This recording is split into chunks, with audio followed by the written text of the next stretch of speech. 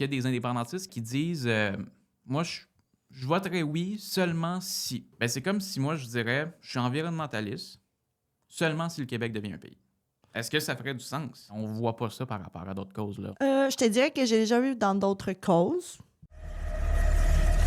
On est à Verdun en 2022. Une circonscription qui a toujours été un château fort libéral fait un virage inattendu. Pour la première fois de son histoire, les électeurs et les électrices de Verdun tournent le dos au Parti libéral du Québec. La scène politique québécoise est secouée. C'est un moment historique. Et dans ce contexte, Alejandra Zagamendez, candidate de Québec solidaire, remporte la victoire et devient députée de Verdun. C'est historique et inédit. Mais comment expliquer ce changement? Qu'est-ce qui a poussé les gens de Verdun à rejeter un parti enraciné depuis des décennies? Comment un parti indépendantiste a-t-il pu s'imposer dans une circonscription si fédéraliste? Aujourd'hui, Québec solidaire traverse une période compliquée. Sondages difficiles, nombreux départs, tempête politique. Le parti peut-il s'en sortir? Peut-il convaincre les Québécoises et les Québécois? Dans cet épisode, on plonge au cœur de tout ça avec Alejandra Zagamendez, une députée indépendantiste qui n'a pas peur de dire ce qu'elle pense et qui veut convaincre les gens de Verdun de voter oui. Bienvenue à Génération Oui. Vous écoutez Génération Oui, le podcast indépendantiste avec Florence, Marc-Antoine et David. Alors bonjour tout le monde, aujourd'hui on est avec Alejandra Zagamendez, une invitée très spéciale. Merci beaucoup d'être avec nous. Très contente d'être avec vous aujourd'hui. Vraiment, je pense qu'on va avoir des belles discussions justement sur l'indépendance du Québec, sur ton parcours, sur aussi évidemment la victoire dans Verdun en 2022 et ce qui s'en vient pour Québec solidaire. Il y a des défis, mais peut-être des opportunités aussi à travers tout ça. Je suis accompagné de David, ça va bien? Ça va et toi? Très bien, merci. Donc, pour celles et ceux qui ne te connaissent pas, voudrais-tu te présenter? Alors, Alejandra Zagamendez, députée de Verdun depuis 2022. Je suis d'origine péruvienne, comme il s'entend dans mon accent. Je suis à Québec depuis plus d'une vingtaine d'années et j'ai commencé à m'impliquer à diverses causes. D'abord, les causes environnementales, les causes sociales, ce qui m'a amenée en politique et par la suite à être élue il y a quelques années. Donc, c'est vraiment plus, tu l'as mentionné, c'est quoi les causes qui t'ont motivé à t'impliquer en politique? C'est l'environnement? Est-ce que c'est l'indépendance du Québec? En fait, pour moi, l'implication sociale avant de politique, les portes d'entrée ont été, quand j'étais son secondaire au cégep, l'implication plus sociale, injustice sociale, inégalité, environnement, là, c'est vraiment les fibres qui m'ont motivée, ça m'a motivée à commencer à être impliquée à différentes organisations. Puis, il faut comprendre aussi que ça s'est fait en même temps que mon parcours d'immigration. Moi, j'arrive au Québec à 14 ans, je parle pas français, je viens quand même d'un milieu assez précaire. Ma mère étant monoparentale, on est passé quand même à travers multiples obstacles là, dans une intégration économique. Et moi, l'implication, c'est ça qui m'a ouvert plusieurs portes en termes de mobilité sociale. Je ne veux pas vous mentir, là, j'ai rencontré des gens, j'ai vu des opportunités, j'ai compris aussi l'essence de la société québécoise, puis ça définit mon identité par la suite. Donc, c'est vraiment dans un deuxième temps que par l'implication, par être exposé justement au mouvement de justice sociale au Québec, que je suis en contact avec les mouvements indépendantistes et que commence ma politisation de ce côté-là. C'est ça, puis je te disais en début d'entrevue que j'ai écouté une autre de tes entrevues dans un podcast qui s'appelle Suis-je québécoise, un excellent podcast que je recommande aux gens. Puis tu parlais un peu justement que tu venais d'un milieu défavorisé, puis tu t'es impliqué dès le secondaire. Oui, ça a toujours été en moi, je pense, depuis que je suis enfant, puis même avant d'arriver au Québec.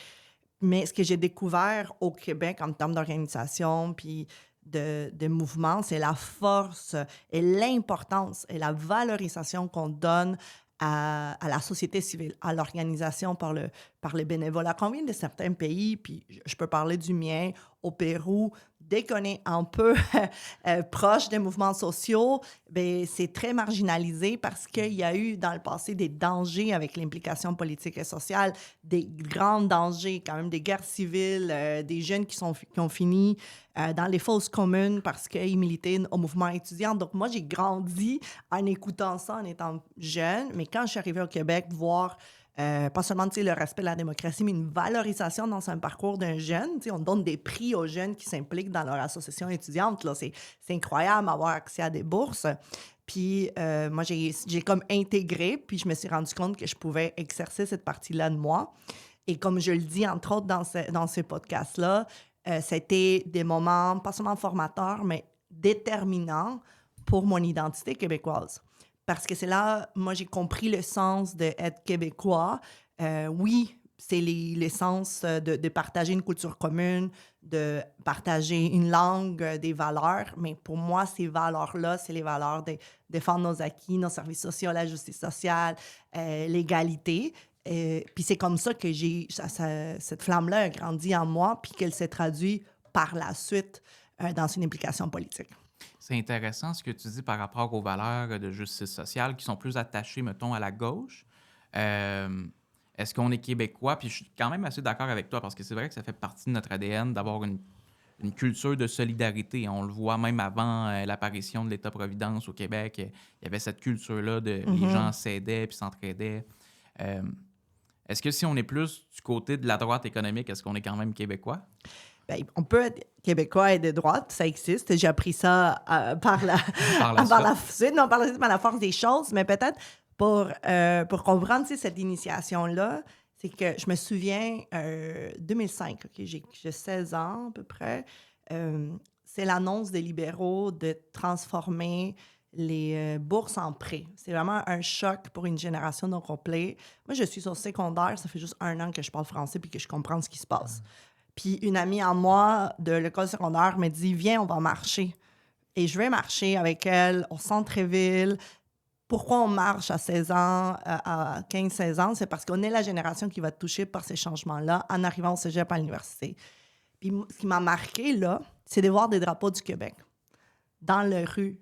Et ça, j'ai dit « Mais pourquoi il y a des drapeaux du Québec dans une manif étudiante? » Mais parce que c'est ça, être québécois. C'est lutter pour qu'on soit tous égaux, que notre État-providence veille à réduire les injustices.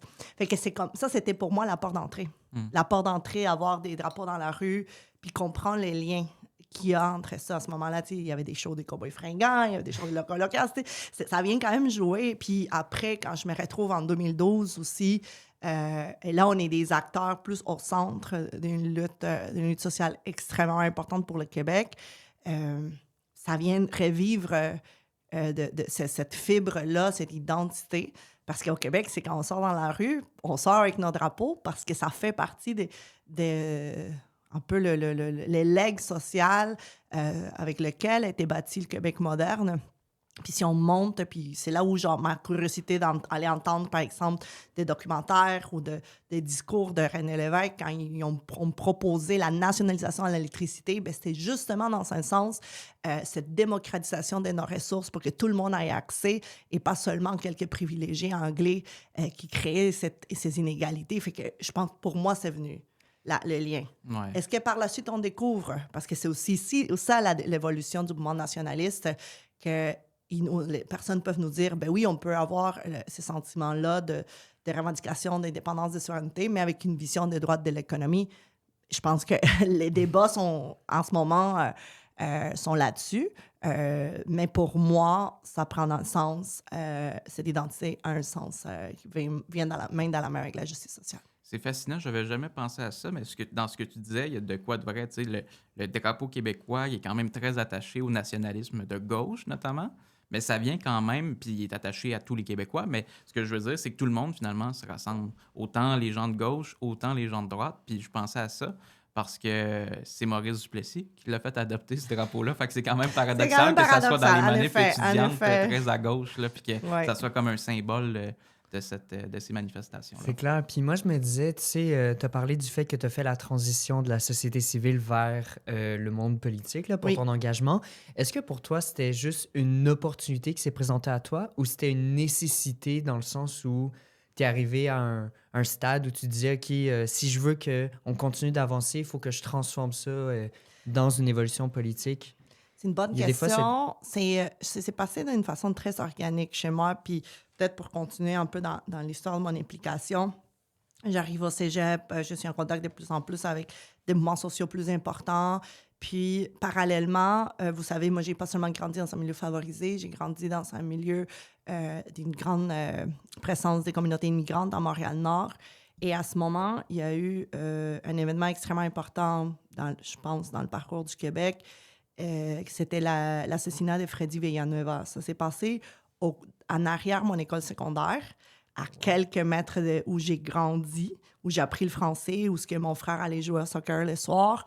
Et je me souviens très bien toute l'instabilité qu'il y a eu, tous les sentiments d'injustice. J'ai fait partie aussi des voisins et des personnes qui se sont impliquées par la suite pour réclamer justice. On a mis à l'ordre du jour les mouvements citoyens qui s'est formés, la question du profilage racial, les questions d'inégalité, pas seulement économique, mais aussi sociale au niveau de l'intégration des personnes immigrantes. Puis, à ces moments-là, c'est là que je connais Amir Kadir, parce que c'était le seul politicien qui s'est rendu nous voir, visiter les gens, rencontrer la famille. Puis ça m'a marqué. Moi, je ne connaissais pas Québec solidaire ou les partis politiques avant ça. J'ai rencontré un politicien qui venait s'intéresser à ce qu'on vivait sur le terrain. Puis ça m'avait marqué de dire que ça devrait être ça le rôle de tout politicien avant de prendre position sur la place publique, aller voir les personnes qui sont touchées par une situation. Et c'est là que j'ai rencontré Québec solidaire et qu'on m'a invité à aller dans des instances et commencer mon implication.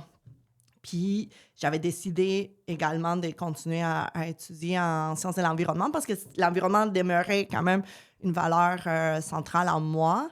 Puis, avec les connaissances que j'avais développées, mettons, ça alimentait après nos discussions à Québec solidaire. Fait que j'ai été peu à peu, là, je mettais un petit doigt à la main. Puis, et je suis devenue comme une militante du parti, comme ça. En quelle année, ça? J'avais 22 ans, 23 ans, ça va faire plus de 15 ans. Je te dirais, je suis au comité de coordination nationale, responsable de la mobilisation en 2015. Fait que ça, c'est bien avant d'avoir mettre ma face sur une pancarte, là. Et c'est en faisant ce travail-là que je me suis rendue au bout de dire, bon, j'ai fait de la préparation, je travaille avec des mouvements sociaux, j'aimerais être capable aussi de porter cette voix-là un peu plus loin. Et là, l'opportunité est venue. Mais j'étais déjà dedans, mettons. Puis pour plusieurs raisons, j'ai décidé de comme me lancer. La première, encore l'environnement. Là, on est quand même, entre 2018 et 2022, on voit vraiment que l'environnement est un sujet incontournable et qu'on a besoin de personnes à l'Assemblée nationale qui savent de quoi qu'on parle, en gros, là. Et que si j'avais fini mon doctorat en conservation, en développement durable, mes études sont en économie de l'environnement également. Puis après, la deuxième raison, puis je ne vous mentirai pas, c'est de savoir qu'on peut avoir une plus grande diversité des pensées, de diversité d'origines, des backgrounds. Le mien est assez... pas différent, on va le dire différent au reste des personnes à l'Assemblée nationale. Puis c'est pour ça que j'ai décidé de me lancer. Puis j'ai eu la chance de porter les couleurs à Verdun en 2022. Puis pour moi, c'est un des plus grands honneurs en ce moment de ma vie d'être députée de Verdun. Ben oui, surtout que, je veux dire, Verdun, ça a été quand même toute une victoire là, en 2022. C'est ça, c'est une circonscription avec un historique libéral très fort. En fait, ça a toujours été libéral, de ce que j'ai vu. Toi, tu te fais élire en 2022. C'est une victoire historique. Là. D'une part, les gens choisissent Québec solidaire, mais aussi les gens décident de tourner le dos au Parti libéral du Québec. Qu'est-ce qui explique ça, selon toi, en 2022? Moi, ce que j'avais senti à ces moments-là, en faisant surtout du porte-à-porte, c'est que les gens ils ont encore, je pense, mais ils avaient déjà, à ce moment-là, une espèce de ras-de-bol des mêmes élites politiques qui nous représentent. Puis le Parti libéral est associé à une élite politique économique de facto. À Verdun, l'enjeu qui est encore le plus important, et en 2022, c'était central, c'est la question de la crise du logement. Fait que voir l'inaction libérale face à la crise du logement, que ce soit au pouvoir ou à l'opposition, a quand même envoyé un message, je te dirais, aux électeurs du Sud-Ouest puis à Verdun pour se dire, là, on a besoin de quelqu'un qui nous défend, qui est capable de pointer du doigt la spéculation immobilière, qui est capable de dire les choses haut et fort. Puis c'est là-dessus, en fait, beaucoup que ma campagne avait porté, de dire, bon, il faut qu'on défende notre monde, là. Puis ça n'a pas été fait auparavant. Et puis, c'est un peu aussi l'essence que je donne à mon travail, là. J'ai fait plusieurs sorties publiques justement pour dénoncer des cas d'éviction. On a travaillé fort pour amener des cas des aînés évincés, puis amener des gains concrets pour les protéger. Et bien sûr, les questions environnementales. Verdun a beaucoup changé les dernières années. Il y a beaucoup plus de petites familles, des gens de mon âge, on va le dire, là, des milléniaux là, qui ont pris, qui font partie, mettons, des plus grands bassins des électeurs. Et en troisième lieu, tu sais, je parlais de la crise du logement, l'environnement. Je pense aussi rallier des personnes indépendantistes, souverainistes. Ça aussi, je l'ai vu beaucoup, là, de créer un dialogue. Peut-être c'est ma façon d'amener la question, je pense qu'on va en parler, d'être dans une posture, oui, d'affirmation, mais d'ouverture. Et ça, là, je l'ai vu beaucoup pendant mon élection. Des personnes qui me disaient, moi, je suis indépendantiste, que je suis contente de voir quelqu'un qui s'affirme, mais qui a une posture de dialogue, parce qu'à Verdun, vu la grande diversité de l'électorat, on ne peut pas être, je crois, dans des postures qui sont seulement clivante, c'est oui ou non. Il faut, oui, affirmer nos valeurs. J'ai toujours dit, là, moi, je ne vais jamais me cacher. Vous le savez d'où je viens. Je suis devenue indépendantiste. C'est quelque chose qui fait partie de moi. Mais, on doit être ouvert, écouter les gens, puis créer des liens et des ponts là où ces ponts-là n'existent pas. Avec les communautés culturelles, avec les communautés anglophones, avec les communautés qui ont été courtes, un peu la clientèle du fédéralisme historique. Donc, pour moi, ça, c'était vraiment important de le montrer comme ça.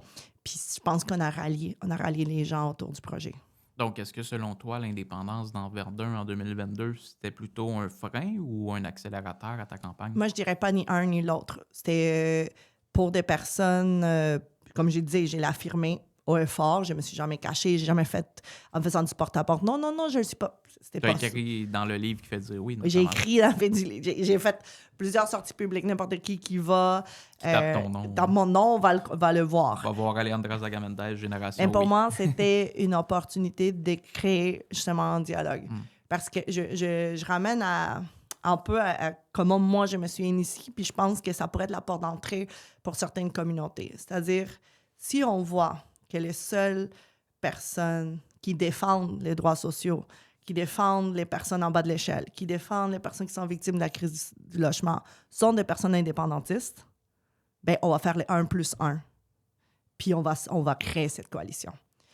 Parce que, en ce moment, le fédéralisme qui existe dans la scène québécoise, c'est un fédéralisme pour moi de droite, qui défend les intérêts des grandes banques, des grands barons de l'immobilier, qui défend les intérêts d'un Canada pétrolier. Puis ça, ben, ça défend encore les intérêts d'une minorité. Tandis que si on est capable de montrer un projet qui défend les intérêts de la majorité en termes de justice sociale et environnementale, mais les gens qui sont touchés par ces enjeux-là vont dire, peut-être l'indépendance, là, c'était pas ma priorité ou c'est pas ce qui m'amène, mettons, à voter par quelqu'un, mais je vois que c'est cette camp-là, c'est ces personnes-là, par exemple, dans mon cas, Québec solidaire, qui mènent cette lutte, ben, c'est ma porte d'entrée. Est-ce que tu penses que ça, c'est un défi juste pour la classe politique indépendantiste ou la société civile indépendantiste aussi doit... Moi, je pense que c'est quelque chose que la société civile indépendantiste a très bien intégré. Je le vois de plus en plus quand je vais, par exemple, dans des lieux de rencontre avec les Oui Québec ou les jeunes indépendantistes. Il y a un désir de pas seulement voir l'indépendance des façons, tu sais, comme un silo, de voir comment on peut toucher, par exemple, aux enjeux des luttes contre le racisme, la discrimination. J'ai vu des discours des colonialistes. Je pense que la société civile est en train de créer ces ponts-là qui sont extrêmement nécessaires pour s'alimenter comme collectivement. Parce qu'on ne peut pas, je pense, partir d'un point que tout le monde est ouvert à l'indépendance. C'est la vie, on le voit les sondages. Fait que, il y en a pour qui c'est leur lutte première, il y en a pour qui c'est leur priorité, c'est tant mieux, puis on les respecte. Et après, il y a certains pour lesquels c'est la dernière leur priorité, parce que leur priorité numéro 1, ben, c'est arriver à la fin du mois, payer le loyer. Et là, fait que nous, il faut qu'on s'intéresse à ça. Il faut qu'on se dise, OK, comment on va répondre à ces besoins-là? Puis si on envoie un message à la population que ce sont les indépendantistes qui sont capables de répondre à ça, bien, la porte est ouverte. Là, on rentre. Là, on a le dialogue. C'est comme ça que moi, j'ai été convaincue. Puis je pense qu'on est capable de convaincre des personnes comme ça. Très intéressant. Si on revient justement sur ta victoire en 2022, je suis intéressé à comprendre comment tu as vécu ça, cette soirée-là. Tu veux que je te décrive ma soirée? Elle était Parce quand que, même quelque chose. juste pour mettre les gens en contexte, tu menais une bonne partie de la soirée. Puis Ouais. je m'en suis souvenu en regardant les archives. Là, vers la fin de la soirée, finalement, c'est plus serré. La candidate libérale prend les devants. Puis c'est à la toute fin, finalement, que tu gagnes. Fait que comment tu as vécu ça, ces ascenseurs-là émotionnels de je gagne, je perds, je gagne? Je vais te mettre en autre contexte de plus. On est en 2022 et j'apprends que j'ai la COVID 3 jours avant, fait que je suis enfermée chez nous. Fait que ma soirée électorale se passe, je fais de la fièvre pendant que je vois tout ça passer devant moi. Fait que quand je t'ai dit que c'était un moment intense, là, c'était Fait que comme... t'es pas avec ton équipe non plus. Non plus. Puis en fait, plus que ça, c'est que je venais d'aménager à Verdun. En ce moment-là, je suis en colocation parce que j'avais pas encore... C'est la crise du logement à Verdun. J'avais pas encore trouvé un logement pour moi et mon conjoint. Puis j'ai dit à ma première année, de toute façon, j'étais en colocation. Ma coloc, ma famille, mon chum faisaient la sortie de vote. Fait que pas question d'être en contact avec eux non plus, là. Fait que t'étais tout seul chez toi. J'étais toute seule dans ma chambre, en isolement, pour protéger tous les gens qui devaient aller faire ma sortie de mon vote. Dieu. Fait que, fait que c'était Toute une soirée électorale. toute une soirée Oh, wow. électorale. Je me prépare, je me mets devant mon ordinateur parce que l'équipe de Québec solidaire m'a dit, si tu es élu, on va au moins te mettre en Zoom à distance devant tout le monde, là. Et j'attends, puis je suis comme... je commence à suer, parce que j'ai la fièvre, je me sens pas bien, puis il n'y a aucun résultat qui rentre. Alors, j'étais extrêmement stressée, malade, et en plus de ça, il y a eu des pépins aussi, c'est-à-dire qu'il fallait vérifier des choses au bureau du directeur des scrutins, il y a une raison, mais il y avait comme... Il fallait être vigilant. Puis c'est normal. Là, c'est ce qui arrive quand des élections arrivent de façon serrée jusqu'à la fin. J'apprends le résultat, je pense que c'était 1h30. Et là, c'est ça, je suis au téléphone avec ma famille. T'étais rendu 1h30 au moment. C'était 1h30 du matin, 2h. Puis là, ça. je suis au téléphone avec ma famille, avec Gabriel Nadeau-Dubois en ce moment, parce que Manon Mancé, c'est les porte-paroles. Avec mon frère, qui lui est à la soirée électorale. Lui, il fait le party pour moi. Je suis comme, merci, il y a quelqu'un qui représente. Et c'est le lendemain que je me lève, extrêmement maganée, là, parce que je suis encore avec des symptômes, que je reçois l'appel du secrétaire général de l'Assemblée nationale, parce que quand on est élu, c'est lui qui nous appelle directement pour dire « Bonjour, Madame la députée ». Et c'est là que j'ai réalisé « Ah, je suis rendue députée, ceci est vraiment arrivé. » C'était pas juste du délire de la fièvre. Ouais, c'est ça, t'as pas Et halluciné. j'ai fait toutes les entrevues de mon petit bureau là, chez nous pour commenter l'élection. Mais je suis pas en forme du tout, là. Fait que je pense que ça a pris 2 jours de repos.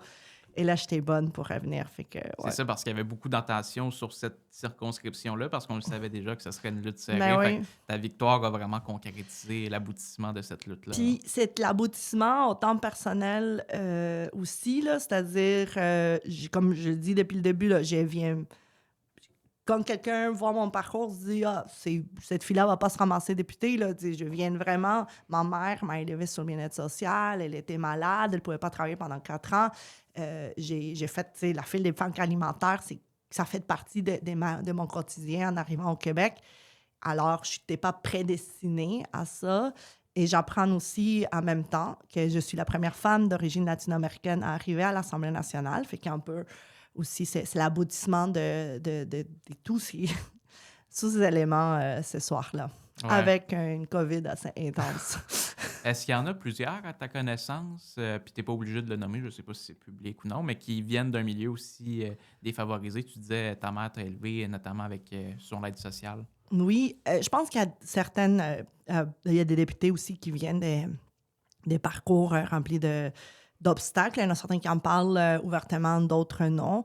Vous avez eu Manon Massé, elle vient aussi d'un parcours assez impressionnant. Je ne sais pas, à ma connaissance, je ne sais pas s'il y a d'autres députés qui ont déjà vécu sur l'aide sociale.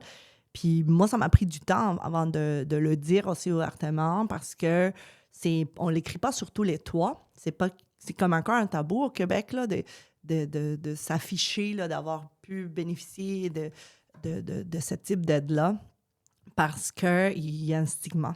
Ouais, Une marginalisation. En plus qu'on est dans un moment où on pointe du doigt les personnes immigrantes qui, je vais le dire, profitent trop du système. Là. Moi, je veux dire, quand je vois des commentaires passer, là, pas des politiciens, mais dans l'espace public, là, qui vraiment traitent des immigrants des façons... traiter les migrants traités comme des parasites. Fait que là, tu dis, OK, là, je vais vous raconter une autre histoire. Une histoire plus positive. Puis pourquoi j'ai décidé de le mettre de plus en avant, c'est parce que dans ces contextes-là, il faut se rappeler que l'aide dernier recours ou que l'aide qu'on donne aux personnes qui soient immigrantes ou pas, parce que l'aide sociale, c'est pas seulement les immigrants qui en bénéficient, ou certains immigrants, pardon, qui en bénéficient, sauve de vie. Si on n'a pas ce filet social-là qui est fort, on échappe du monde. Puis du monde qui peut se retrouver dans la rue, puis du monde qui pourrait contribuer tellement au Québec que si on affaiblit le filet social, ces personnes-là vont tomber entre les mains. Il y a tellement de préjugés par rapport à ça, puis c'est beau que tu en parles. Je pense que ça peut faire une différence pour beaucoup de monde. Il y en a beaucoup qui disent c'est par choix, les gens en profitent. C'est pas vrai. Là, c'est tellement pas vrai. La première chose, puis je l'ai appris très jeune, la première chose qu'une famille sur l'aide sociale, une personne sur l'aide sociale veut, c'est travailler et ne plus être à l'aide sociale. T'es pas là par choix. Puis quand on voit le chèque, là, le montant du chèque aujourd'hui, c'est près de 800 $, mettons, puis il y a certaines bonifications. Je veux dire, on s'en va pas loin. Là. On n'est même pas capable de louer un 3,5 à 800 pièces à ce moment, ni à Montréal, ni ailleurs. Là. Fait que, je veux dire, ça condamne à la pauvreté. Les personnes qui ont ces parcours-là, ce n'est pas par choix. Puis, il faut lutter, je crois, pour maintenir l'aide qu'on donne à tout le monde au Québec, pour leur permettre justement de ne pas tomber entre les mains du système. Tu parles des commentaires négatifs, c'est sûr qu'il y en a, puis surtout sur les réseaux, même s'il faut vraiment pas aller sur les réseaux pour voir des commentaires positifs. Mais je veux dire, quand tu es à Verdun, là, c'est un milieu quand même, comme beaucoup d'endroits à Montréal, qui prennent de plein fouet justement ces enjeux-là. Tu rencontres-tu des gens justement, puis à la place d'être négatifs, qui disent des choses positives, tu es comme, oh mon Dieu, genre, je fais cette différence-là. Tu as parlé de l'historique d'être la première femme, la première personne justement issue des communautés américo-latino. Y a-tu justement d'autres commentaires que tu reçois par rapport à ça? « Ah, vous avez vécu ça, oh mon Dieu, mais moi aussi, mais je pensais même pas qu'on pouvait devenir politicien. » Puis, ça, je le reçois. Quand je parle de mon histoire, je reçois des messages privés ou je reçois des personnes qui vont m'arrêter dans la rue en disant « Moi aussi, puis là, je suis rendue avocate. Moi aussi, et maintenant, je suis rendue plus loin dans ma vie, puis ça fait du bien d'entendre parce qu'il faut lutter contre les préjugés et il faut être capable de comprendre l'impact réel que notre filet social québécois a dans la vie du monde. Moi, ça me rend tellement fière d'être québécoise, savoir qu'on a encore un filet social qui moi, je le dis, il y a du monde qui veulent détruire ce filet social-là, constamment, puis lorsqu'on l'affaiblit, là, que ce soit au niveau de la santé, l'éducation, de l'aide aux personnes vulnérables, là, dès qu'on l'affaiblit un tout petit peu, il y a des gens qu'on perd à tout jamais. Là. Fait que oui, j'ai reçu beaucoup de commentaires positifs à cet égard. Puis je reçois aussi des personnes qui s'identifient, là, qui ne se sont jamais vues, mettons, à la télé, puis qu'ils vont faire comme « Oh wow, ça me fait du bien de voir quelqu'un des jeunes qui prône aussi des valeurs qui sont les miennes. » On peut des fois ne pas être d'accord, mais juste le voir que certaines portes s'ouvrent, oui, c'est le fun à entendre. Puis pour moi, c'est une façon de dire qu'on a notre place au Québec, puis cette place-là, il faut continuer à la prendre à tous les jours. C'est ça, tu parlais justement du fait qu'il y a beaucoup un peu cette idée-là que les personnes politiques, notamment avec les longs règnes des libéraux, que justement, c'est une classe d'élite. Les gens qui sont Oui. politiciens, tu sais, c'est des millionnaires. Mais là, justement, ton profil-là, puis tu as bénéficié de ces aides-là qu'on a accès avec le système québécois, avec justement ce tissu-là qu'on a.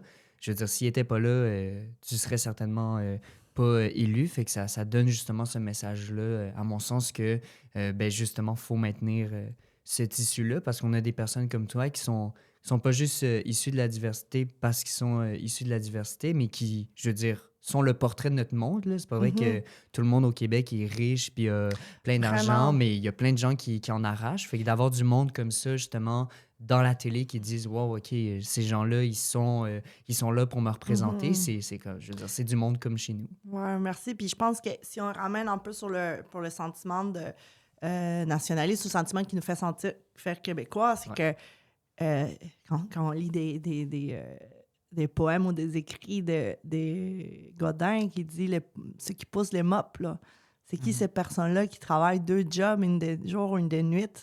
Tu sais, dans le temps, là, ça, c'est les Canadiens français, puis c'est beaucoup de personnes qui étaient en bas de l'échelle au Québec qui ont amené justement cette lutte, que ce soit pour l'indépendance, mais aussi pour l'affirmation québécoise. Et c'est grâce à ça, grâce à ce qu'on a entendu ces discours-là, qu'on a le système qu'on a aujourd'hui. On a une éducation qui est censée, puis on espère, en fait, il y a tellement de failles, puis je peux aller là-dedans, mais l'objectif, c'est l'égalité des chances. Puis il faut sauvegarder cet objectif-là à tout prix. C'est le fait que l'accès à l'éducation supérieure ne doit pas être un privilège, le fait qu'on garde les frais de scolarité les plus bas en Amérique. Ça, là, c'est des luttes sociales qui viennent justement parce que on veut que tout le monde ait accès à ces services. Puis moi, j'inclurais que les néo-québécois qui ont, pas seulement des néo-québécois, mais cette nouvelle génération de Québécois et Québécoises qui sont en bas de l'échelle et qui est en train, malheureusement, là, quand je vois les inégalités, là, qui accroît tous les jours, là, c'est rendu que c'est une personne sur 3 qui va dans les banques alimentaires qui a un emploi, qui travaille sur les 600 000 personnes qui vont dans les banques alimentaires. 30 % c'est du monde avec une job. Et ça, moi, ça me révolte à Québec. Il ne devrait pas avoir lieu d'être. Alors, je pense que c'est cet esprit-là qui doit nous connecter autant avec une lutte sociale, mais, puis en même temps avec notre fierté. Oui, notre fierté du c'est Québec. toute la classe moyenne qui en arrache là, ces temps-ci. Je l'entends beaucoup, puis je le vois. Puis moi, je suis pas dans l'élite, là. Fait que je le vois aussi.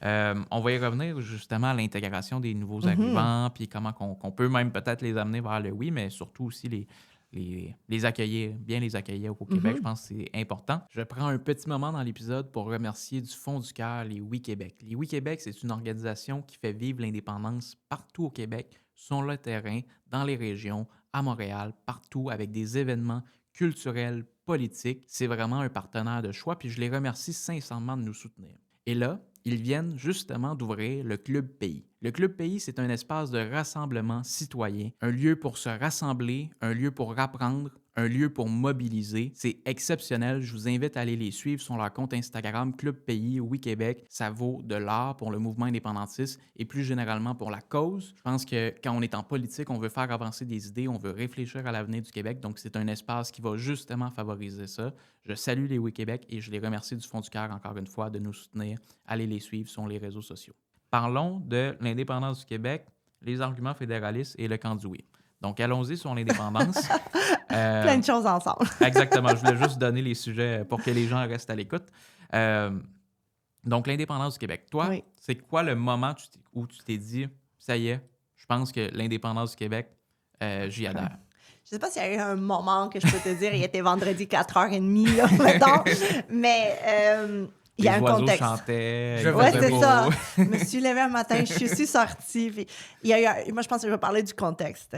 Puis pour moi, c'est quand j'étais entre le cégep et l'université, comme je racontais tout à l'heure, et que je fais les liens entre la défense du territoire québécois, la défense des droits sociaux et le projet indépendantiste. Et j'ajoute une couche, dans mon cas, avec mon background latino-américain, c'est que c'est très inné chez les personnes latino-américaines, le refus de l'impérialisme et du colonialisme. Ça, là, n'importe quel latino-américain va te dire, on s'est battu, là. On s'est battu à multiples reprises contre l'impérialisme états-unien, entre autres, et la prise de contrôle des ressources à des fins étrangères ou un colonialisme, justement, qui traite encore, là, un colonialisme d'État qui continue là, envers les personnes en bas de l'échelle, mais aussi autochtones. Fait que quand j'ai avec cet angle-là qui s'ajoute, c'est là que je comprends, puis ça vient me chercher le fait que l'indépendance devient un moyen à privilégier pour avoir une souveraineté sur nos ressources, sur nos façons de lutter contre les changements climatiques, parce que c'est pour moi, ma porte d'entrée, encore une fois, c'est l'environnement, c'est la justice sociale. Puis en plus de ça, de savoir que la un roi, dans le temps, une reine, qui est encore présente dans le décor, là, et qu'on est assujetti au bien vouloir des projets nationaux canadiens au-delà du désir du Québec de choisir par sa propre destinée, là, qui est le principe d'autodétermination et de lutte contre cet impérialisme, c'est pas nécessairement canadien, mais international, là, c'est-à-dire qu'un peuple a le droit de décider par lui-même. C'est là que, pour moi, ça fait du sens. Pour moi, ça fait du sens, puis que j'adhère à ça, puis que je me questionne, puis j'ai commencé à fréquenter des milieux indépendantistes, puis c'est là que, moi, la lecture a toujours été un moment de réflexion, pour poser des questions, pour entrer en dialogue, pour faire croître des réponses. Puis c'est là aussi que j'interviens sur soit le livre qui fait dire oui ou les oui des femmes. Donc, j'ai rencontré des femmes extraordinaires qu'on partage notre parcours. Puis j'adore ce livre parce que c'est vraiment un beau dialogue là, d'une vision féministe puis indépendantiste et écologiste. Fait que c'est comme ça que ça s'est passé chez moi. Fascinant, fascinant. Puis tu as mentionné quelque chose sur lequel je voulais qu'on parle, le colonialisme. Oui. Toi, tu l'as dit avec conviction. Pour toi, un peu, puis tu me corrigeras si je me trompe, mais en fait, c'est qu'il y a eu du colonialisme au Québec envers les Québécois. Est-ce que c'est ce que je comprends bien? Bien, la façon que je l'interprète, c'est le fait qu'il y a une présence d'une couronne qui a eu une influence historique là, sur toutes les personnes, tous les peuples qui se trouvent dans le territoire québécois. Oui, les Canadiens français, les Québécois, Canadiens français, et j'ajoute aussi les peuples autochtones. Là.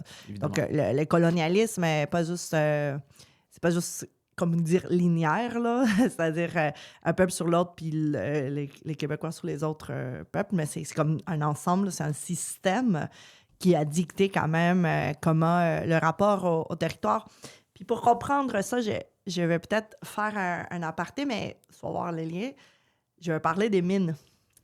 Parce que notre système minier au Québec, c'est un système qui est calqué sur un modèle colonialiste de l'utilisation des ressources naturelles. C'est encore un peu la colonie parce que les sous-sols québécois n'appartiennent pas aux gens directement qui habitent. Là. Mettons, tu as une maison, ton sous-sol ne t'appartient pas, il appartient à l'État. Mais le click and claim et la façon d'accéder, par exemple, aux ressources du sous-sol, c'est partout au Canada la même chose parce que c'était à l'avantage de la couronne anglaise en ce temps-là. C'est un système très répandu là, dans le Commonwealth. C'est la même chose. C'est très semblable en Australie. Puis c'est la vision on veut faciliter l'accès aux ressources naturelles pour les exporter. Mais ça, c'est du colonialisme dans la façon de penser les territoires comme une source infinie de ressources qui vont être à la merci du souverain, du roi, de la colonie mère. Là. Et ça, ça existe encore, en fait. Hein? Notre système nous a suivis jusqu'à aujourd'hui. Fait que c'est pas seulement envers les gens, mais la façon comment on occupe le territoire. C'est comme... Il y a plein des choses comme ça qui sont encore dans nos institutions. Et ça implique aussi comment on a établi la relation coloniale avec les peuples autochtones qui ont été classés puis abusés par un système colonial anglais. Là. En tout cas, je ne suis pas l'experte là-dessus. Là. Je ne suis pas non plus autochtone du Québec, là, mais on voit vraiment leur histoire là-dessus. Fait que j'ai juste montré comment c'est comme un système beaucoup plus large là, qui a quand même Ben façonné. ça, je le savais pas, puis c'est super intéressant parce que aussi souvent, on pense à... Ben, la Nouvelle-France a été conquise par l'Empire britannique, puis après ça, il y a eu des siècles et des siècles de répression, on se fait enlever des droits, il faut se battre pour des droits. Il y a eu Lord Durham, tu sais, qui est venu nous dire Oui. qu'on est un peuple sans culture, qu'il fallait nous assimiler pour notre bien, hein, pour notre bien, nous le disait-on, parce qu'on était des gens sans culture et des gens ignorants. Mais de nommer cette réalité-là, aujourd'hui, en 2026, que le peuple québécois a été colonisé, est-ce que ça te dérange au Québec en ce moment?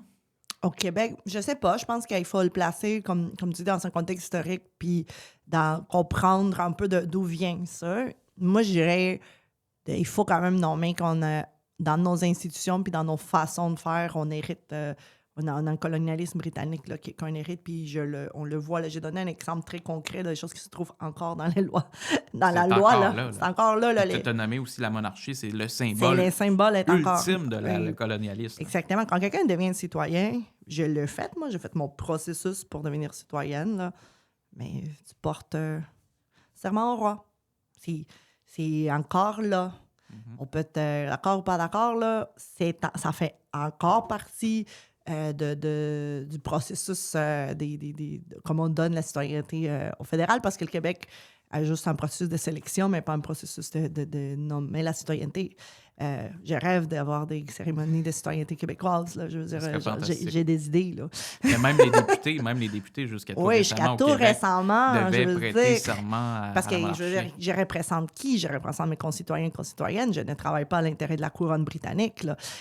Jusqu'à tout récemment. Fait que oui, il y a encore des choses comme ça dans nos institutions. C'est intéressant les exemples que tu donnes parce que je me rappelle quand il y avait eu la situation avec les plaines d'Abraham puis le discours justement du premier ministre canadien, j'avais lu justement des personnes fédéralistes qui disaient c'est bon, voilà, les indépendantistes, ils se lèvent le matin puis ils sont dominés par l'Empire britannique puis oh là là, c'est un peu une manière caricaturale là, de nous prendre comme si il y avait un problème justement à parler de cette réalité ou de dire que de parler de ça venait effacer d'autres peuples qui ont été colonisés aussi. Puis je veux dire, comme tu dis, c'est pas une hiérarchie.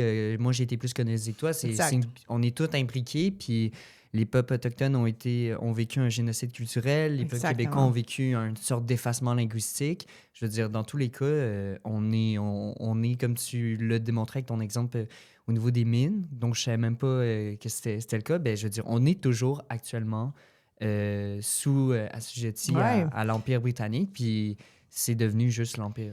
Puis si on prend, mettons, on change un peu le focus, là, c'est de dire que, puis on l'a vécu là, avec la question de l'arrivée des gazoducs, puis l'arrivée d'exploitation, mettons, quand le fédéral décide qu'il y a un projet d'intérêt national, ben ils vont nous l'imposer. Puis ils ont le pouvoir de le faire. Il n'y a pas de prise en considération de la souveraineté québécoise, de dire est-ce que c'est une bonne idée ou pas, est-ce que c'est l'Internet national de qui, pour qui. Et ça, par exemple, on l'a encore. Puis quand je donnais l'exemple minier, juste en fin de semaine, il y a eu tout un dossier au Journal de Montréal qui montre que les développements des mines au Québec, il y en a de certaines qui se font dans l'intérêt de l'armée des États-Unis. C'est-à-dire qu'ils viennent chercher ici parce que c'est très facile de claimer et d'explorer notre sous-sol au Québec. C'est là encore. Moi, j'ai travaillé dans des commissions parlementaires pour contrer ça le plus possible, pour que ça ne se fait pas dans le sous-sol des chalets puis des maisons des gens. On a quand même réussi certaines contraintes, mais dans toute notre terre publique, là, les click and claim qu'on appelle, là, ça ne coûte même pas 100 $, puis on peut acheter le droit d'aller explorer. Dès qu'ils trouvent quelque chose, ben, ils montent un dossier, puis ça se fait dans l'intérêt de l'armée américaine. Là. Il y a un projet en ce moment, comme exemple, en Outaouais là-dessus, puis je connais les gens qui se soulèvent, puis ils font de la mobilisation contre, avec raison. Là, tu dis, dans quel intérêt? Est-ce que c'est dans l'intérêt du peuple québécois? Non, parce que c'est encore nos lois puis nos règlements qui permettent ça. Il n'y a pas plus colonialiste que ça de permettre qu'une puissance étrangère puisse venir s'approprier de nos ressources. C'est la réalité. Absolument. Merci beaucoup de le nommer. Je pense que ça fait du bien. Aujourd'hui, en 2026, pourquoi faire l'indépendance? Si tu avais à t'adresser à un électeur ou une électrice indécise Qu'est-ce que tu pourrais lui dire pour la convaincre, là, en quelques mots, d'adhérer au projet indépendantiste? Attends pas. En 2026, pour moi, en quelques mots, même ça demeure la question environnementale, puis la question de la souveraineté sur nos ressources au Québec, qui est territoire qui est partagé, qui devrait encore reconnaître plus les droits des peuples autochtones. Pour moi, ça demeure un des arguments principaux. Puis je pense qu'on va le voir dans les années qui vont suivre, là, à quel point on va avoir une grande pression de puissances étrangères et du Canada pour nos ressources, pour nos forêts, parce qu'on en a au Québec, qui vont se faire dans les intérêts des autres. Fait que je pense que l'indépendance, c'est un processus qui nous permet de choisir. Aussi, une autre chose extrêmement simple.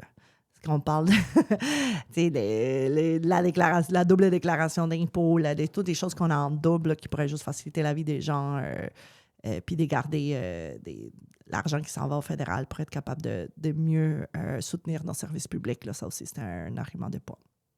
Parlons des arguments fédéralistes. Là, je vais t'en lancer quelques-uns, puis j'aimerais que tu puisses y répondre. Je suis convaincu que tu vas bien le faire. On entend beaucoup ces temps-ci, j'en doute même pas.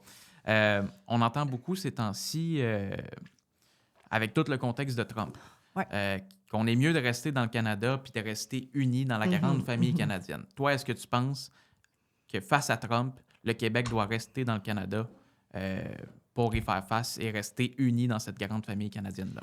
Je pense qu'il faut qu'on se pose la question au Québec en ce moment face au contexte international. Je ramène un peu sur c'est quoi l'intérêt de la nation puis comment on se positionne au niveau international. Je n'ai pas la réponse toute faite à ça, mais une fois qu'on le fait, qu'on peut, puis encore une fois, c'est selon moi un processus d'indépendance qui est basé sur...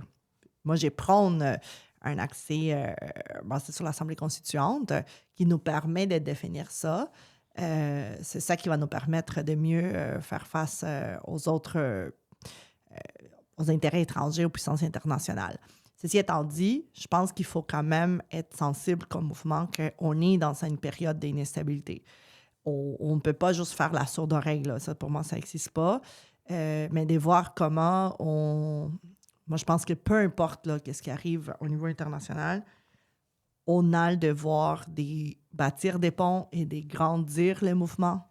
Et dès qu'on se ferme sur les peurs, là, parce que c'est beaucoup ça, tu sais, de dire il y a des craintes, ceci va arriver, plus on se divise, puis on peut se polariser. Fait que je pense que face à ça, l'attitude à avoir, c'est une attitude d'écoute, des dialogues tout le temps, puis surtout chez des populations que malheureusement, on n'a pas pu établir un dialogue auparavant. Là. Je parlais peut-être des communautés anglophones, ou les communautés culturelles ou toute autre personne sur le territoire québécois qui a des craintes. Je pense que c'est légitime.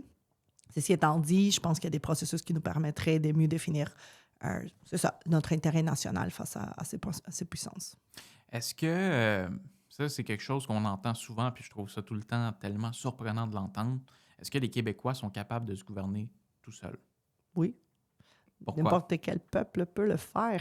On a les outils démocratiques, on a la légitimité. Là. C'est pas une question d'être capable ou pas. Là. On a les outils qui nous permettent de le faire.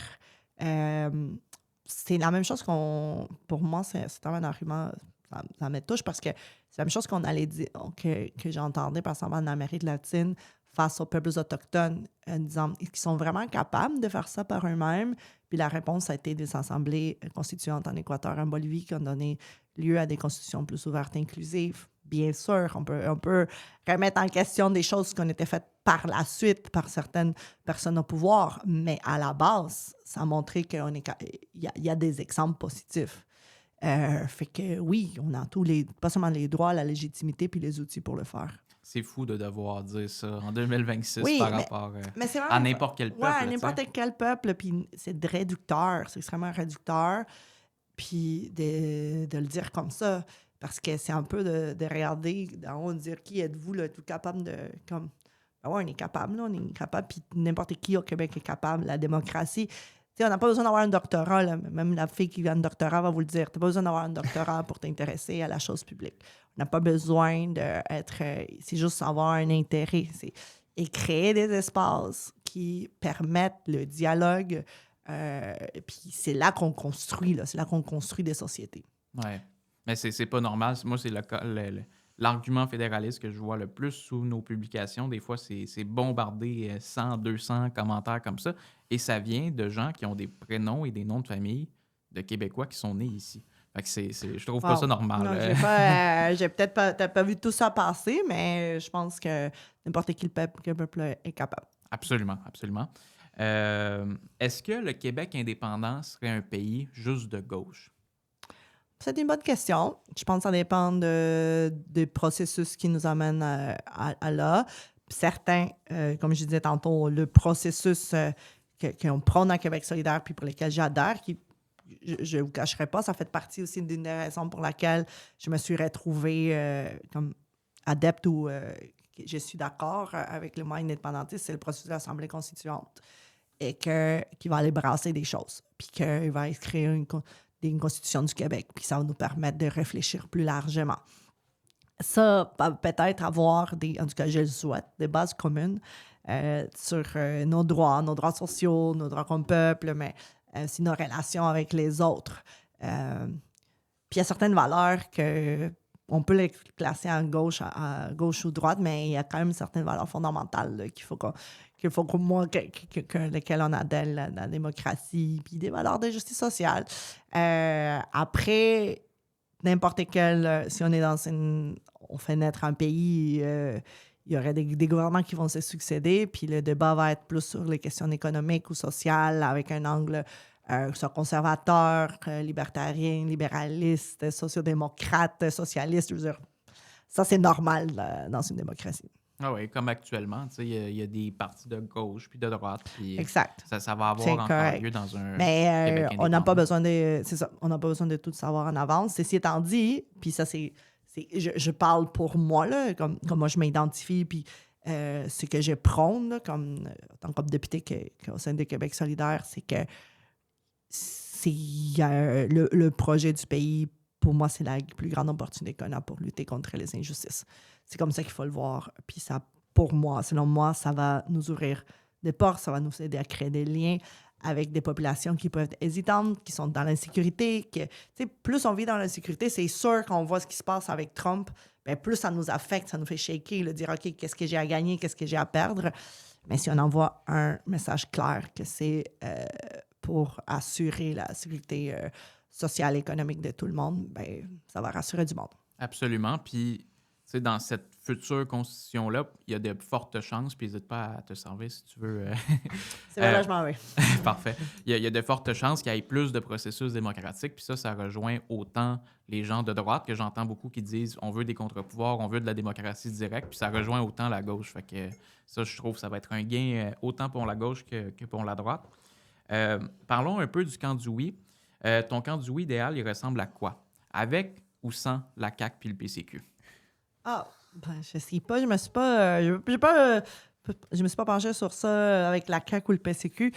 Puis on dirait que c'est fou, mais moi j'ai réfléchi, puis on avait eu cette discussion-là, je m'en souviens, moins comme un camp oui ou non, mais pour moi, les mouvements indépendantistes, là, ensemble, c'est déjà le camp du oui, dans le sens que n'importe qui va dire oui à un pays si tu te retrouves dans le camp indépendantiste. Après, la façon qu'on parle du camp du oui ou non présentement ou dans les débats récents, c'est autour d'une question référendaire. Puis c'est là où moi, je me retrouve moins. C'est-à-dire, pour moi, le référendum, c'est pas la façon idéale d'aller chercher un mandat pour l'indépendance parce que, justement, c'est soit oui ou non. Puis on est comme... Ça peut être clivant du début.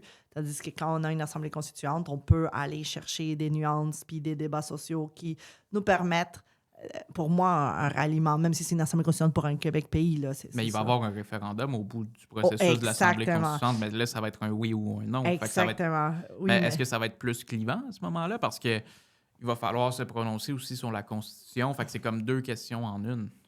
Oui, je comprends.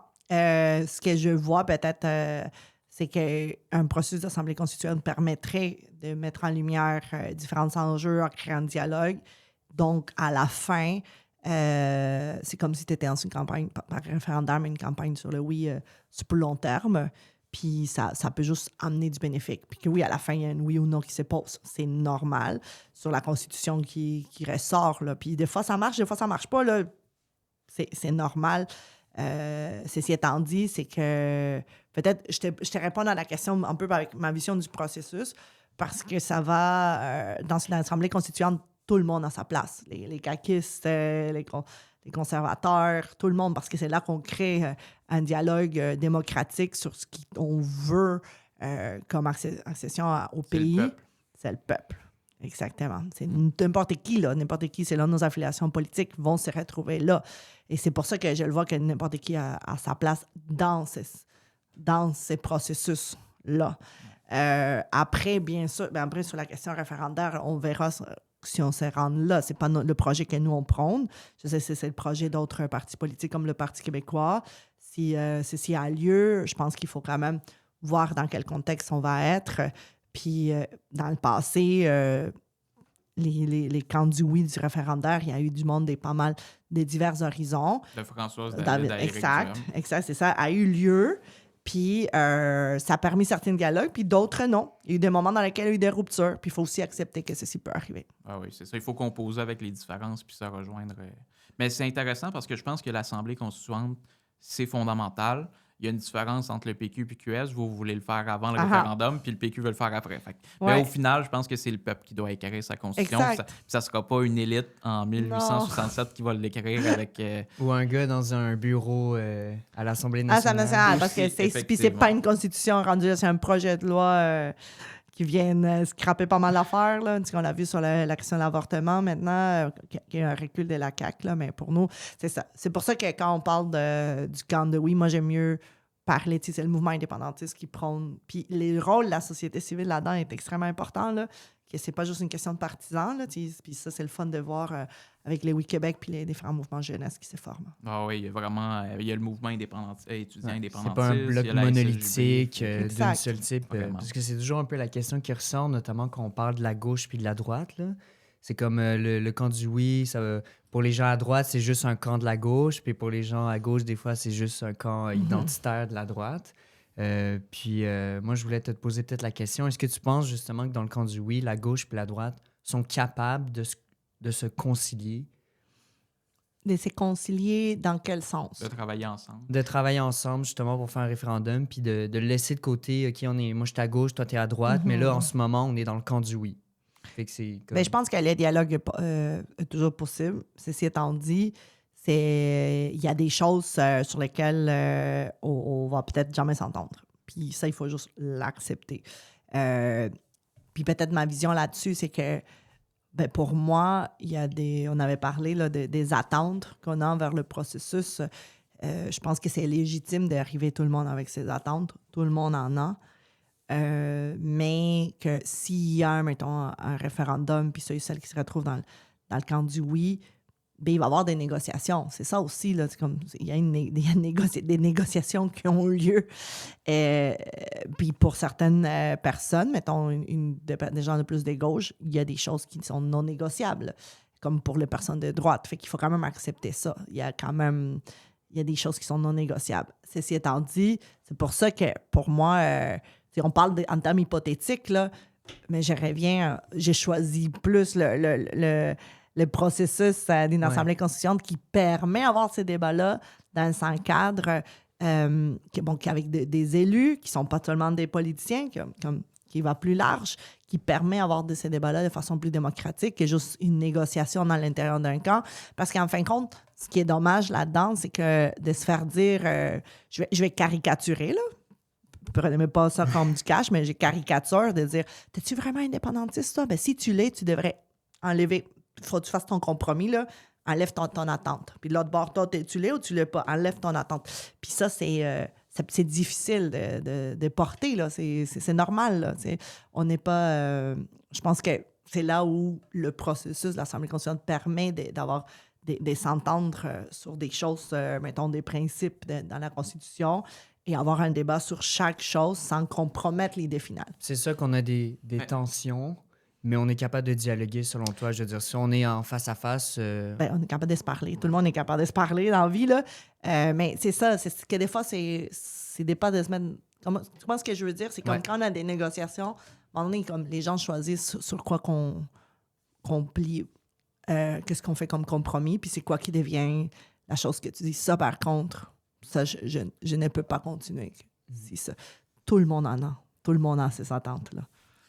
Ben, pas tout le monde. Moi j'ai pas de conditions sur l'indépendance. Je suis un indépendantiste. Après, j'ai d'autres valeurs, mais ça m'empêchera pas d'être indépendantiste. Tu sais, je suis environnementaliste, mais si on n'inclut pas assez l'environnement dans le discours, je vais quand même voter oui, parce on vote sur un enjeu. C'est l'enjeu de l'indépendance. On vote pas sur qu'est-ce que le Québec va être dans 500 ans. Après ça, on aura la liberté démocratique de choisir quel sera l'avenir. Puis il va y avoir une assemblée constituante avec soit Québec solidaire ou le Parti québécois. Donc moi, je me dis, on vote sur un enjeu, celui de l'indépendance. Puis j'aimerais revenir sur un élément, je trouve ça intéressant dans ce que tu dis. C'est, bon, il y a des gens qui disent qu'il y a des indépendantistes conditionnels, puis qu'il y a des faux indépendantistes puis des vrais indépendantistes. Moi, je ne suis pas là-dedans. Je pense qu'on est tous indépendantistes. Si tu me dis que tu vas voter oui, tu es une indépendantiste. Après, est-ce que si c'est la priorité de ta vie comme moi, puis que tu fais 40 heures semaine là-dessus, c'est correct. Puis sinon, c'est correct aussi. C'est ça. Mais dans ce que tu dis, est-ce qu'on pourrait dire... Parce qu'il y a des indépendantistes qui... c'est pas ton cas, là, mais qui disent moi, je voterais oui seulement si... Seulement si. S'il n'y a pas ça, moi, je vote pas oui. Ben, c'est comme si moi, je dirais, je suis environnementaliste seulement si le Québec devient un pays. Est-ce que ça ferait du sens? Mais, Ou je suis féministe non, mais je comprends seulement si le Québec devient un pays. Je comprends le sens de ton question. Peut-être pour revenir un peu, quand je parlais de ça, de faire des choix, c'était pas par rapport au vote, mais par rapport l'entente du camp du oui. C'est juste pour faire la différence. C'est-à-dire que je suis d'accord avec toi, dès que tu voterais oui, là, que ce soit la cause pour laquelle tu milites ou la cause que tu milites le moins, ben, tu fais partie de la grande famille, puis on se retrouve là-dedans. Quand je répondais tout à l'heure à la question, c'est de dire que dans ma compréhension, comment que je me trompe, s'il y a un camp dans lequel on se retrouve là, pour une campagne référendaire ou post-assemblée constituante, peu importe où elle se situe, c'est là où certaines personnes peuvent avoir des attentes. Puis c'est pas pour dire que pour moi est différent de l'individu, la raison qui l'amène voter ou pas. L'autre, c'est une négociation politique, là. c'est normal. Elle va avoir lieu. Puis comme tu dis, il y a des personnes qui, pour eux, ou des groupes, que c'est la seule et unique cause. Mais dans les partis politiques, c'est pas la seule et unique cause. Il y a aussi une vision d'ensemble sur la société. Et pour les mouvements sociaux, c'est pas la seule et unique cause. Il y a des mouvements sociaux qui sont indépendantistes, mais aussi ils vont en avoir d'autres valeurs sociales. Fait que dans le cadre de ces dialogues, je pense qu'il faut être capable de reconnaître ces tensions-là qui peuvent exister, tout en se parlant. Versus, comme tu dis, le conditionnel. Je pense qu'il faut être capable de l'entendre, puis qu'on soit d'accord ou pas. Le fait qu'un individu ait des conditions ou des attentes, c'est juste ça fait partie du raisonnement. Quand on dit pourquoi les gens votent oui ou non, quand les gens vont voter à gauche, à droite, là, il y a plusieurs facteurs. Là, les votes, c'est pas une science exacte. Là, c'est vraiment pas une science exacte. Mais puis juste pour ramener, que tu me rappelles ta question sur les conditions, c'était plutôt... C'est que de dire... Est-ce que moi, je pourrais me dire je suis environnementaliste, mais seulement si le Québec devient un pays? C'est que je mets une condition à ce projet-là ou à cette valeur-là.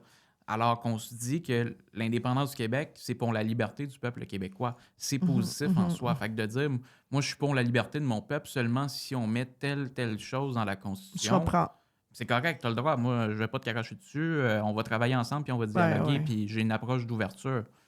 Mais on voit pas ça par rapport à d'autres causes. Là. On dit pas, moi, je suis féministe seulement s'il y a ça. Là. Je te dirais que j'ai déjà vu dans d'autres causes, sur, mettons, tu dis du féminisme, il y a une diversité des visions dans le féminisme. Bien, il y a certaines personnes pour lesquelles, mettons, des questions qui vont diviser le mouvement féministe. Donc, il peut avoir...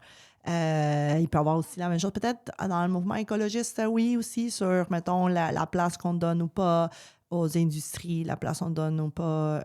Il peut y avoir des visions, par exemple, de tout laisser à la technologie dans la lutte au changement climatique versus des personnes. Il y a quand même des frictions.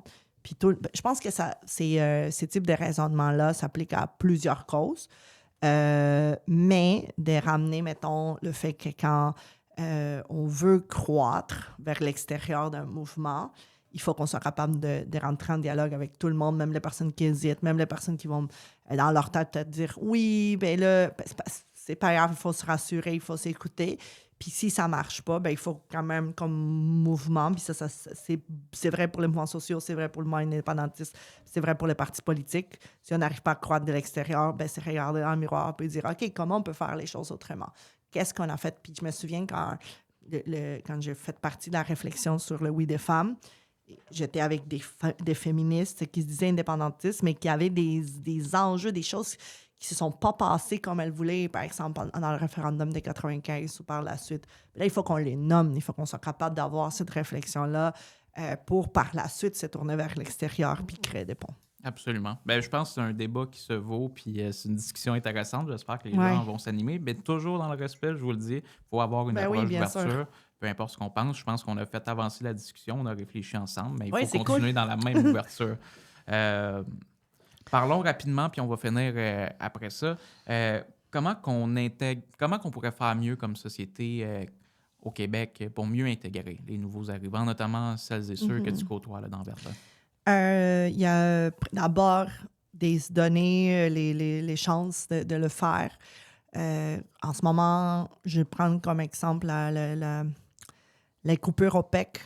C'est pas seulement, c'est couper beaucoup d'échanges, c'est-à-dire des gens qui sont au Québec depuis longtemps et qui sont venus ici avec une promesse d'être capables de rester au Québec de façon plus permanente suite à leur contrat de travail. Bien, quand on fait ces choses-là, bien, on envoie un mauvais message, puis on se coupe de l'apport de ces personnes-là. C'est se donner les ressources et les moyens en termes de francisation, de valoriser le français comme langue au travail. Pas seulement de l'imposer, là, parce que c'est déjà réglementé, puis on aimerait peut-être aller plus loin, mais de le valoriser, puis se donner les ressources pour y arriver.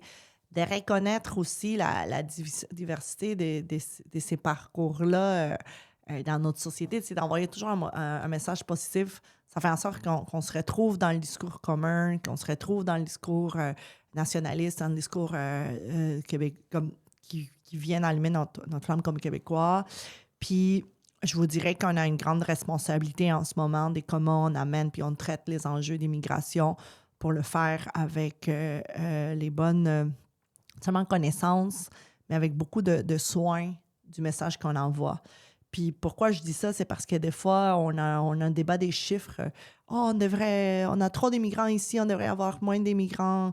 Comme dans ces programmes-là, on va les mettre ici, il va y avoir 10 000, 20 000 de moins. Bref, j'exagère, là, puis je caricature, mais de se dire que chaque fois qu'on a un débat de chiffres, derrière ces chiffres-là, il y a des histoires, il y a du monde. Puis ça envoie par ricochet un message aux personnes néo-québécoises qui ont passé par le même processus il y a certaines années, puis qui écoutent les débats de l'immigration et disent « OK, là, c'est quoi le message de fond? » Une chose, c'est se dire qu'on souhaite avoir une immigration qui est mieux planifiée, qui est ordonnée, qui est respectueuse, autant des gens que des processus, parce que les processus plus longs et pénibles ne font que mal aux personnes qui sont dans ces processus.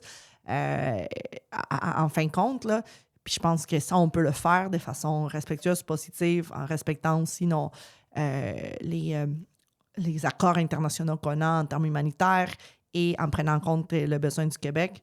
Mais on a une responsabilité collective du message qu'on envoie qui doit demeurer pour moi un message d'ouverture et de respect. Est-ce qu'il y a comme deux solitudes? Est-ce que les Québécois nés ici puis les Québécois qui ne sont pas nés ici se comprennent assez ou il y a une déconnexion dans...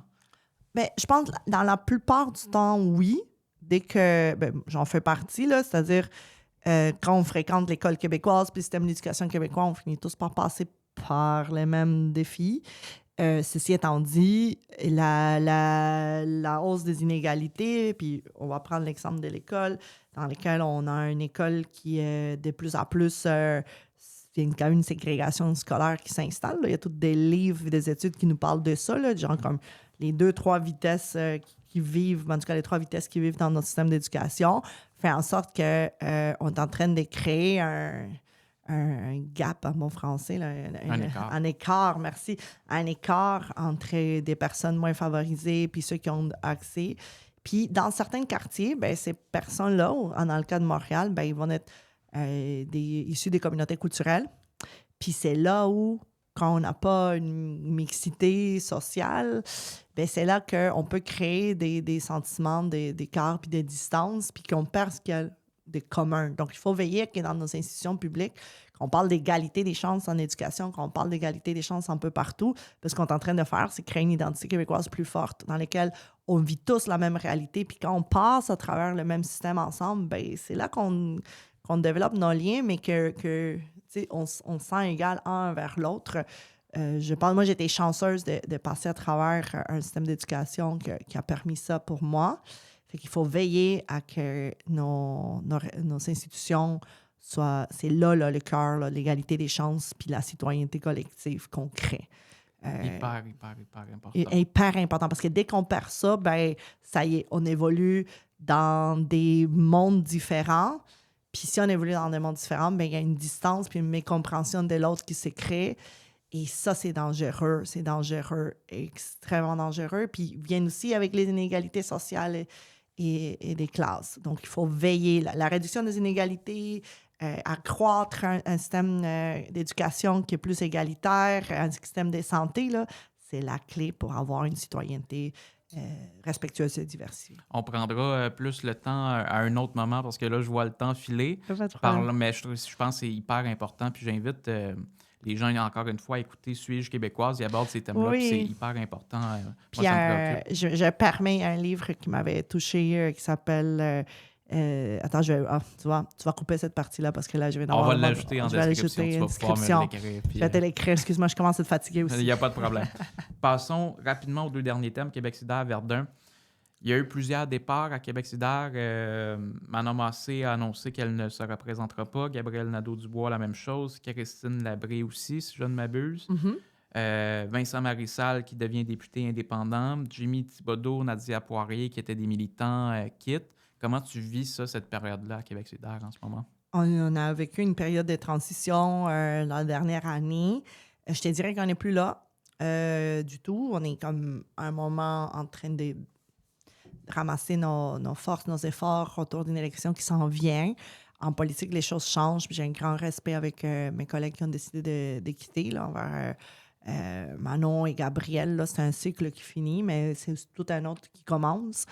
Puis moi, dans mon cas, puis dans le cas aussi d'autres collègues, puis je nomme entre autres Guillaume Clich-Rivard, que les deux, on représente le Grand Sud-Ouest de Montréal, bien nous, on continue. Puis on a le goût de continuer à représenter les gens du Sud-Ouest et de Verdun, de porter leur voix à l'Assemblée nationale et de porter les couleurs de Québec solidaire.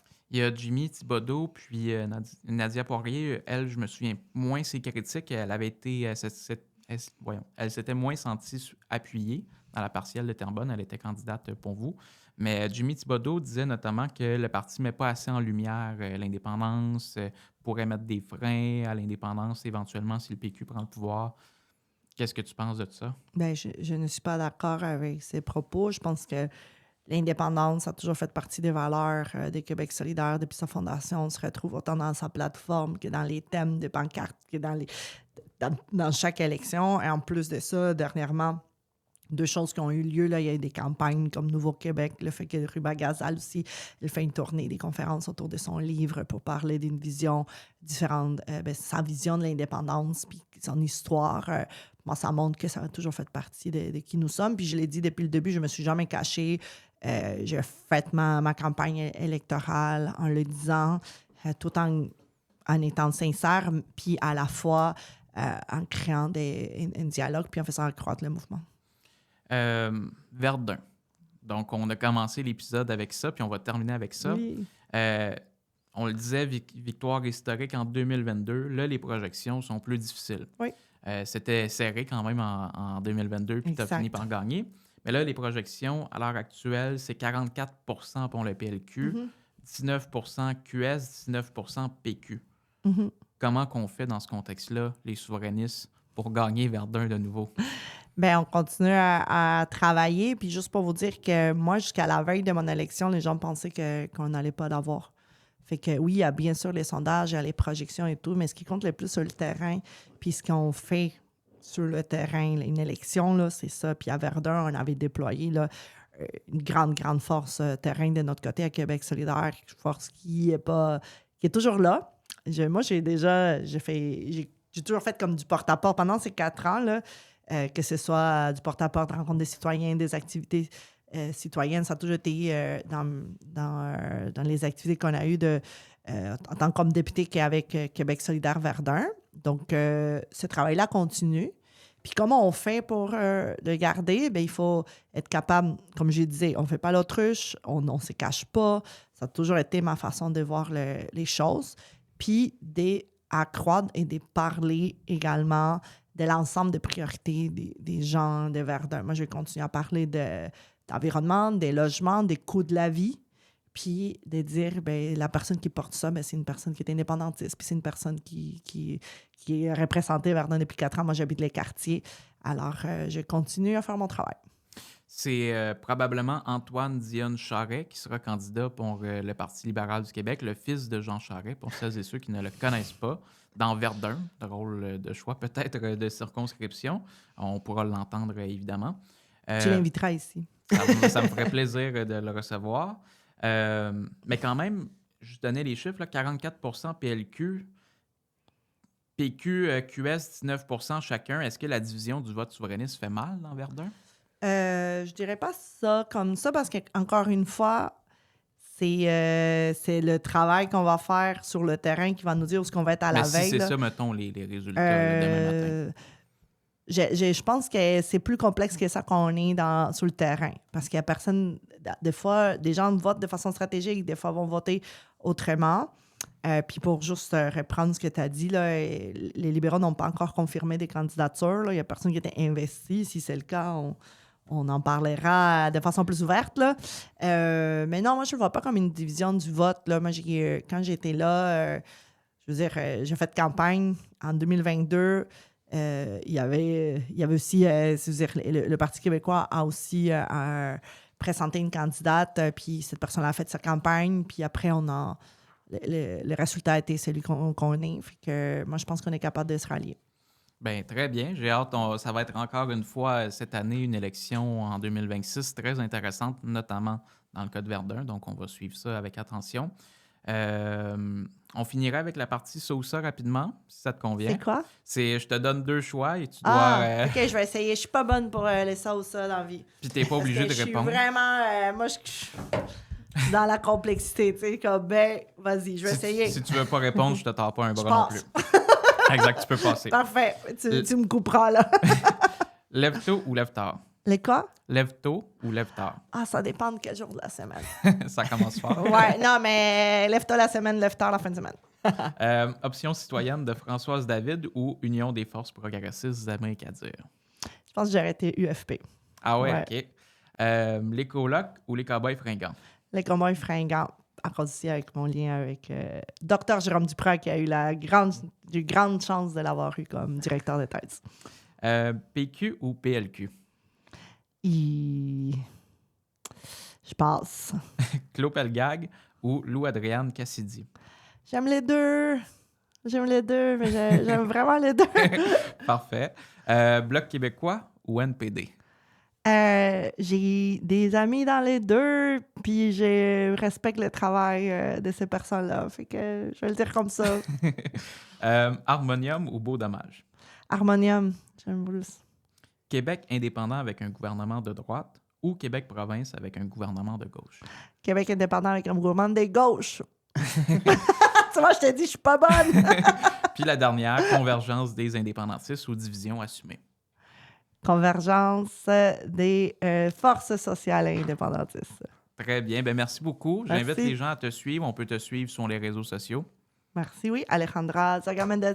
Parfait. Alors, je vous remercie, celles et ceux qui ont écouté cet épisode. J'espère que vous avez aimé ça. On vient de dépasser les 4000 abonnés sur Instagram, les 17 000 sur Facebook, les 10 000 sur TikTok, les 5 000 sur YouTube. Donc là, je lance plein de chiffres, mais tout ça pour dire que votre soutien, votre appui, il est fondamental si on veut faire du Québec un pays. On a probablement une fenêtre historique qui s'ouvre à nous. Donc, on doit travailler en ce sens-là. Donc, si vous voulez appuyer le camp du oui, c'est une excellente façon de le faire. Une mention j'aime, abonnez-vous, commentez, partagez. C'est vraiment ça qui va faire grandir notre mouvement, nos forces, puis qu'on va pouvoir allier plus large. Donc, je vous remercie. Et sur ce, nous, on se dit À la prochaine fois. à la prochaine fois.